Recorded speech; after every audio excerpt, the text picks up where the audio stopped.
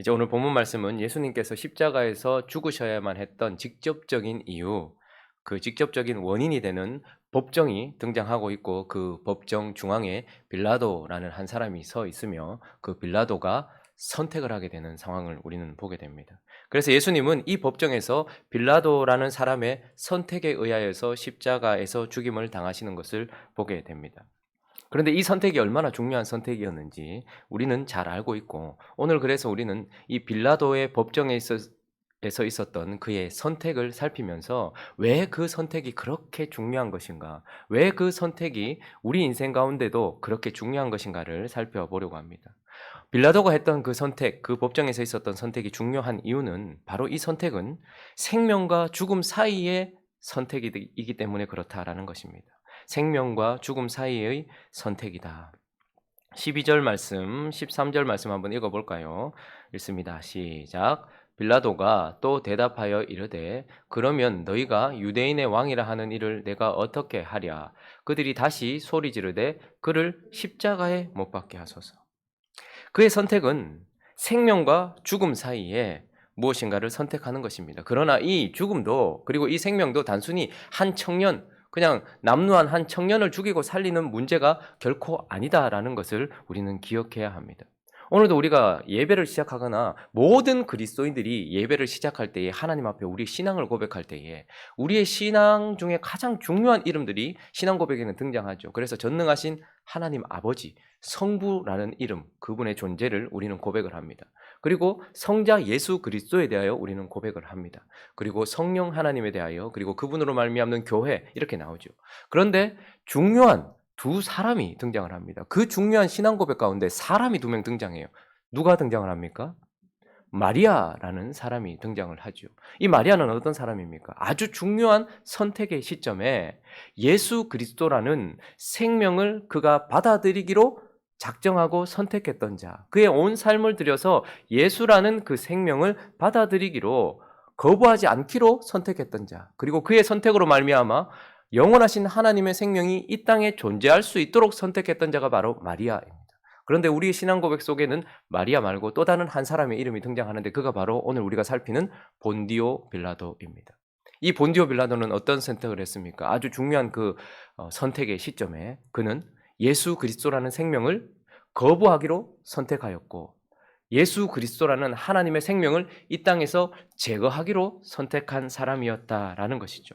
그러니 그의 선택은 단순히 한 사람을 죽이고 살리는 선택이 아니라 영원한 생명을 받을 것인가 말 것인가, 영원한 생명을 이 땅 가운데 있게 할 것인가 말 것인가에 대한 선택이었다라는 것입니다. 그런데 이 빌라도는 그 절체절명의 순간에 무엇을 선택한 것입니까? 생명이 아니라 죽음을, 영원한 죽음을 선택한 자가 되었다라고 할 수 있는 것입니다. 빌라도의 선택이 중요했던 이유는 바로 생명과 죽음 사이의 선택이었기 때문에 그렇다라는 것입니다.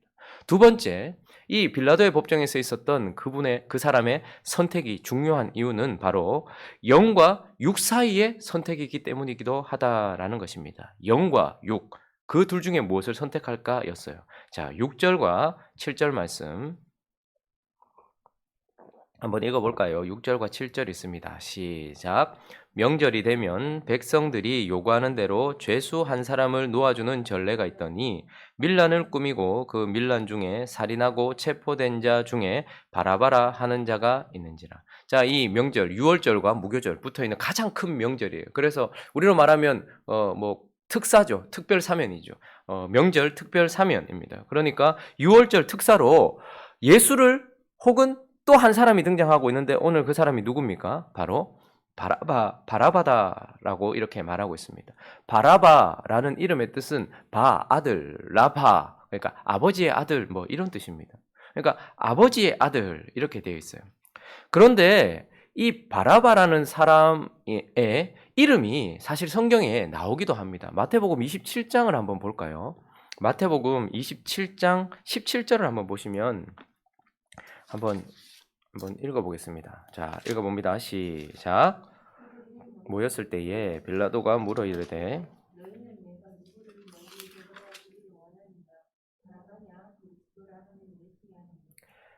자, 17절을 읽었는데요. 성경의 17절에 보면 바라바라고 이거 풋노트 1이 딱 적혀 있어요.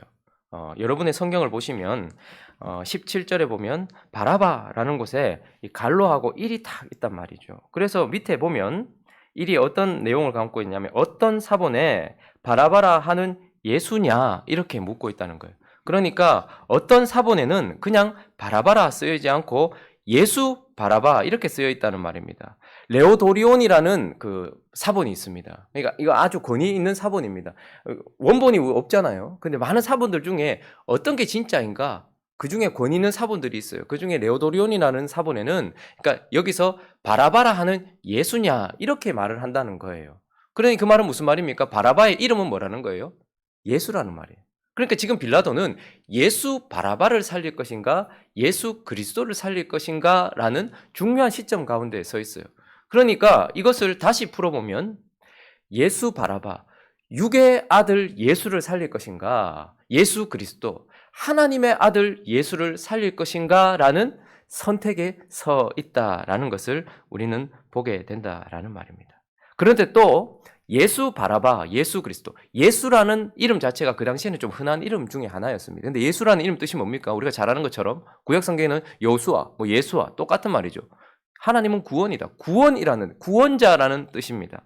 그런데 예수 바라바는 우리가 다른 성경에 보면, 다른 복음서에 보면 이는 도적이라 이렇게 표현하니까 잡범 정도로 생각을 해요. 그러나 이 예수 바라바는 잡범이 아니고요. 그 당시에 셀로 땅, 그러니까 열심 당원이었습니다. 제로 땅이었어요. 그러니까 조직적으로 독립군들을 조직하고 그래서 로마에 항거하고 있었던 아주 유명한 아주 강력한 독립투사 중에 한 사람이었다라는 것이죠. 그러니 예수 바라바는 열심 당원으로서 그는 무엇으로부터? 로마로부터 무엇으로? 오늘 아까 본문 말씀에 보면 밀란을 일으키고 살인하고 이렇게 되어 있죠. 그러니까 그는 로마로부터 힘과 전쟁과 무기를 통하여서 이스라엘을 구원할 자, 그가 바로 예수 바라바입니다. 자, 그런데 예수 그리스도는요. 예수 그리스도는 하나님의 아들로서 로마가 아니라 죄와 사망으로부터 그리고 무엇을 통하여서요? 자신의 십자가 죽음을 통하여서 우리를 구원할 구원자다 이렇게 말하고 있는 것입니다. 그러니 지금 바라바와 예수 앞에 서 있는 빌라도는 영과 육의 선택 가운데 육의 아들 로마로부터 살인과 밀란으로 그들을 건져낼 예수 바라바를 선택할 것인지 아니면 하나님의 아들, 그래서 그의 죽음을 통하여 죄와 사망으로부터 우리를 건져낼 구원자인 예수 그리스도를 선택할 것인지의 선택 앞에 서 있었다라는 것입니다. 그런데 그 선택 가운데 어떻게 했습니까? 결국은 그는 예수 바라바, 육을 선택했다는 것이죠. 아이러니하게 유대인의 왕이었던 예수 그리스도는 로마에 아무런 저항도 하지 않았고 로마에 아무런 위협도 되지 않았어요. 그러나 그가 사면해버린 예수 바라바는 로마와 그 정권을 계속해서 힘들게 만들었던, 결국 육을 선택하는 순간 우리는 자멸하는 그런 선택이라는 말이죠. 그런데도 불구하고 결국 빌라도는 바라바를 선택한 것을 보게 됩니다. 빌라도의 선택이 영과 육 사이의 선택이었다라는 것을 보게 되죠. 자, 그리고 이 선택이 중요한 이유, 또 세 번째 이유를 한번 살펴보면 바로 그 선택은 참과 거짓, 그러니까 진리와 거짓 사이에서의 선택이었기 때문에 아주 중요한 것입니다.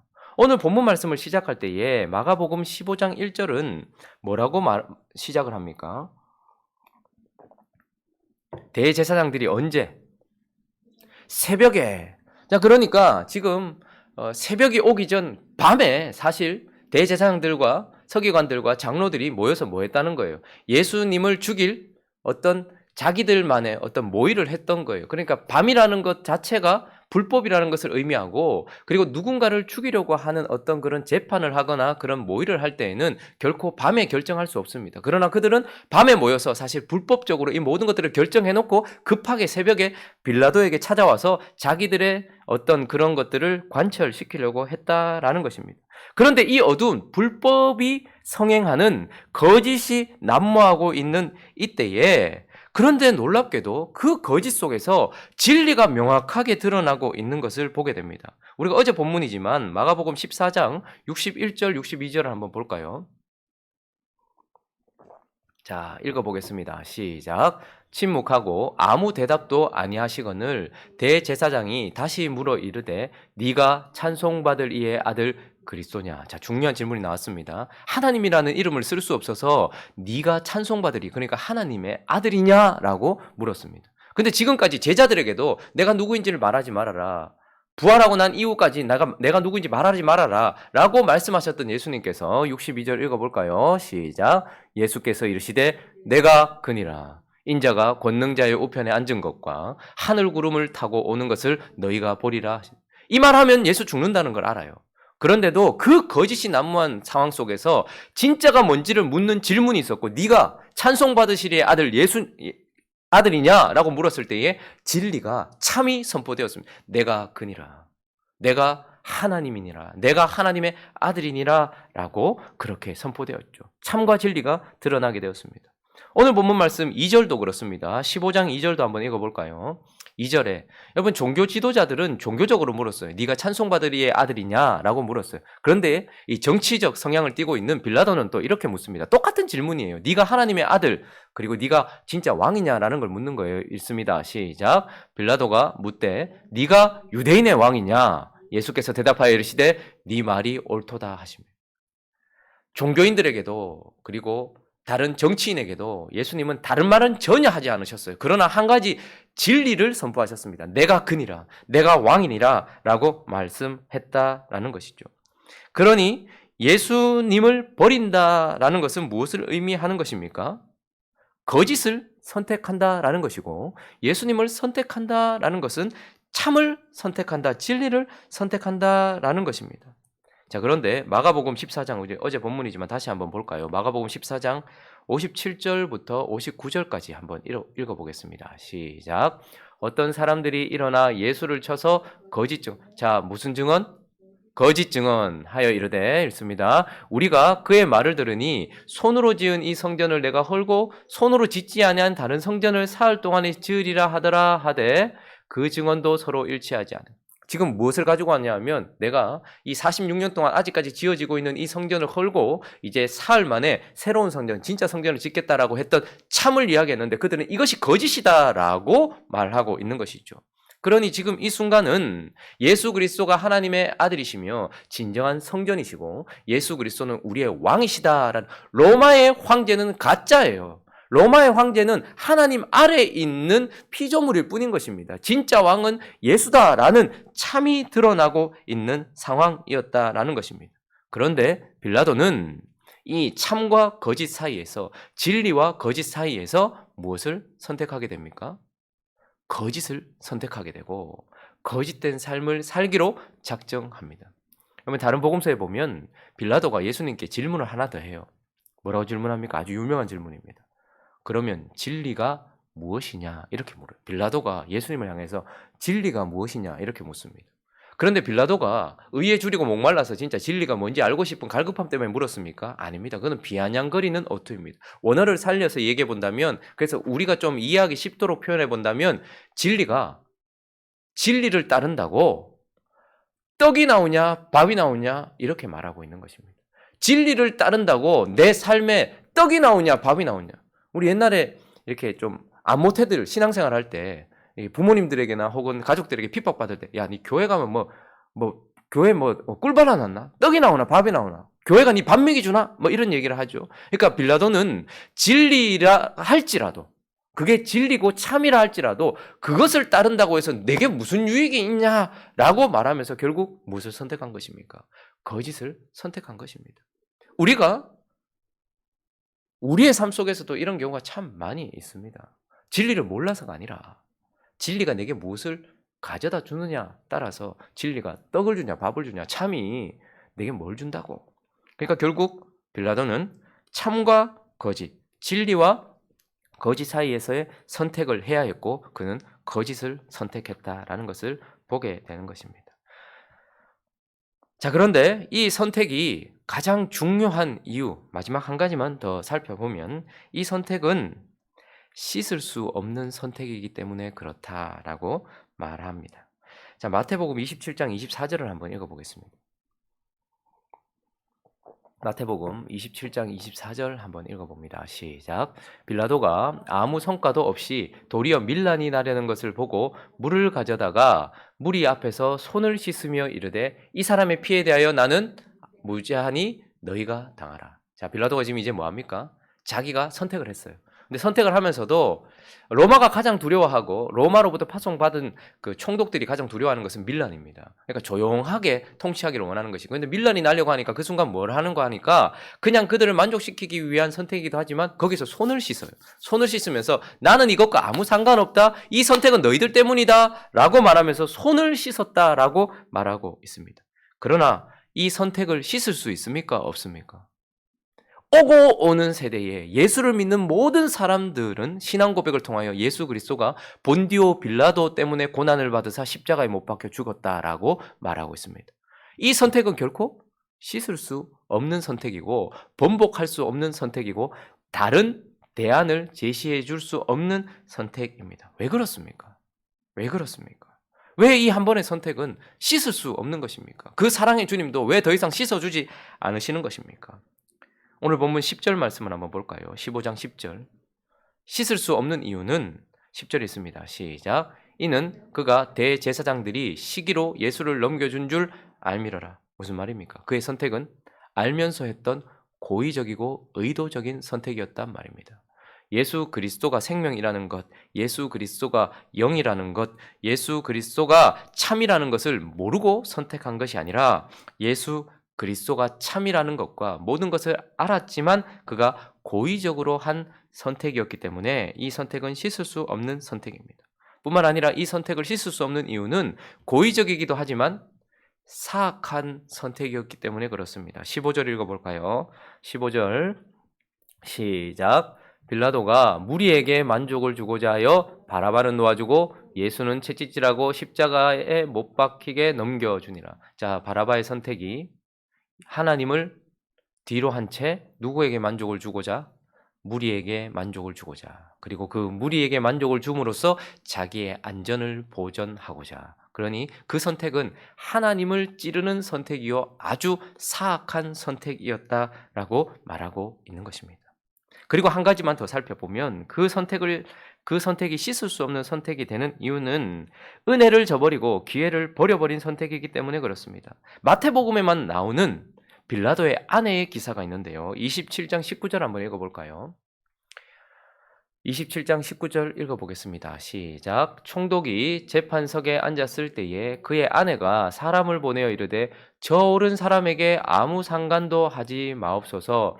오늘 꿈에 내가 그 사람으로 인하여 애를 많이 태웠나이다 하더라. 기록에 의하면 이 아내가 사람을 보내서 자기가 꿈을 꿨는데 예수 그리스도를 건드리면 안 된다라는 확실한 꿈을 꿨다는 거예요. 크게 어려움을 당했던 꿈을 꿨고 그것 때문에 고생을 했다는 거예요. 여러분, 꿈은 누가 주시는 것입니까? 하나님이 주시는 것입니다. 아브라함이 꿈을 받았어요. 요셉이 꿈을 받았어요. 야곱이 꿈을 받았어요. 그런데 그 소중한 하나님의 자산인 사람을 향한 꿈과 비전을 이 예수를 믿지도 않는 빌라도의 아내에게 하나님께서 주시는 은혜를 허락해 주셨단 말입니다. 꿈이란 이 땅에 속한 것도 아니고 하늘에 속한 거예요. 그렇게 놀라운 은혜를 하나님이 주셔서 이 선택을 하지 않도록 기회를 주셨음에도 불구하고 빌라도는 결국 어떻게 합니까? 이 은혜도 저버리고 고의적이고 의도적으로 사악한 선택을 했기 때문에 그는 손을 씻었지만 하나님은 그가 씻은 몸이 되지 못하도록 하셨다라고 말하고 있습니다. 그래서 결국 빌라도의 삶이 어떻게 됩니까? 보통 그 당시에 총독의 그 재임 기간이 5년입니다. 근데 빌라도는 26년부터 36년까지 10년을 해요. 대단하죠. 5년 할 수 있는 걸 10년 했으니까. 그러니 그는 거짓을 선택하는 삶으로, 그리고 5년 할 걸 10년 하기 위해서 얼마나 로마의 황제에게 혹은 그 당시 이스라엘 백성들에게 비비면서 살았겠습니까? 육적인 삶을 살았겠죠. 그리고 나서 결국 로마 황제에게 소환을 받고 기록에 의하면 그는 스스로 목숨을 끊었다라고 말하고 있습니다. 그러니 그의 선택은 사실 씻을 수 없는 영원한 죽음으로 치달아진 그런 선택이었다라고 말하고 있는 것입니다. 말씀을 정리하겠습니다. 새벽에 갑자기 사람들이 들이닥쳐서 빌라도에게 선택을 요구하고 있습니다. 보니까 대단해 보이는 사람도 아니에요. 아주 젊은 그러나 남루한 청년이 사람들의 모의에 의하여서 끌려왔습니다. 그리고 그는 지금 이 앞에 선택을 해야 되는 상황이었습니다. 이 선택이 그렇게 중요한지 아마 인식하지 못했을지도 모르겠지만, 그러나 이 선택이 그의 인생 전체를 바꾸는 선택이었다라는 것을 보게 됩니다. 왜냐하면 생명과 죽음 사이의 선택이었고, 영과 육 사이의 선택이었으며, 참과 거짓 사이의 선택이었고, 그 선택은 씻을 수 없는, 번복할 수 없는 선택이었기 때문에 그렇습니다. 자, 그러면 이제 이 선택을 우리에게 적용해 보시죠. 예수 그리스도께서 우리의 삶에 찾아오십니다. 그분은 어린 양으로 우리에게 찾아오시고 아주 평범하고 혹은 남루한 모습으로, 연약해 보이는 모습으로 우리에게 찾아오셨습니다. 복음이라는 그런 것입니다. 그리고 지금도 그분은 우리를 강압하는 말을 타고 오신 분이 아니에요. 그러나 그분이 우리 앞에 서 계십니다. 그 앞에서 우리는 선택을 요구받고 있습니다. 우리는 어떤 선택을 하고 있습니까? 나의 삶, 갑자기 찾아온 그때 새벽이 진짜 밝을 수 있도록 선택을 합니까? 아니면 새벽이 다시 밤이 되도록 우리는 선택을 하고 있습니까? 내가 예수를 선택한다는 것은 생명으로 살아간다는 것을 선택한다라는 것입니다. 내가 예수를 선택하지 않는다는 것은 죽음을 선택한다라는 것입니다. 기억해야 합니다. 내가 예수를 선택한다는 것은 영적으로 하나님의 아들을 선택하는 삶이라는 것, 영적인 삶을 사는 것을 선택한다는 것입니다. 나를 죽이는 육적인 삶을 선택하지 않는다라는 것을 의미한다라는 것입니다. 내가 오늘 이 순간 나의 삶 속에서 예수를 선택한다는 것은 진리와 참을 선택한다라는 것입니다. 그렇지 않으면 나는 거짓을 선택한다라는 것입니다. 이 엄중한 상황 가운데 우리가 서 있다는 것을 기억하면서, 빌라도의 법정은 그 당시 그 순간에 있었던 역사적 사실인 것처럼 우리 앞에도 예수님은 언제나 선택을 요구하시는 법정이 있다라는 것을 기억하면서 참과 거짓, 육과 영, 생명과 사망 사이에서 무엇을 선택할지 우리가 하나님 앞에 엄중히 생각하면서 거룩한 선택으로 주님을 기쁘시게 하는, 그래서 영원한 복락을, 씻을 수 없는 영원한 복락을 얻는 저와 여러분 되시기를 예수 그리스도 이름으로 축원합니다. 같이 한번 기도하겠습니다. 그냥 평범한 하루, 새벽에 찾아온 선택 같지만 우리에게도 마찬가지 아니겠습니까? 그냥 단순히, 그리고 반복되는 일상 속에 우리도 모르는 사이에 선택을 요구받고 있습니다. 예수냐 아니냐, 그 선택이 얼마나 중요한지를 깨달으면서 나는 오늘 이 순간도 예수를 선택하며 살아가게 하여 주옵소서. 예수를 붙들게 하옵소서. 그래서 그 중요한 시점에 마리아와 같은 선택을 함으로 풍성한 삶을 살게 해달라고, 또 각자의 기도 제목들을 가지고 함께 기도하며 나아가도록 하겠습니다. 기도하겠습니다.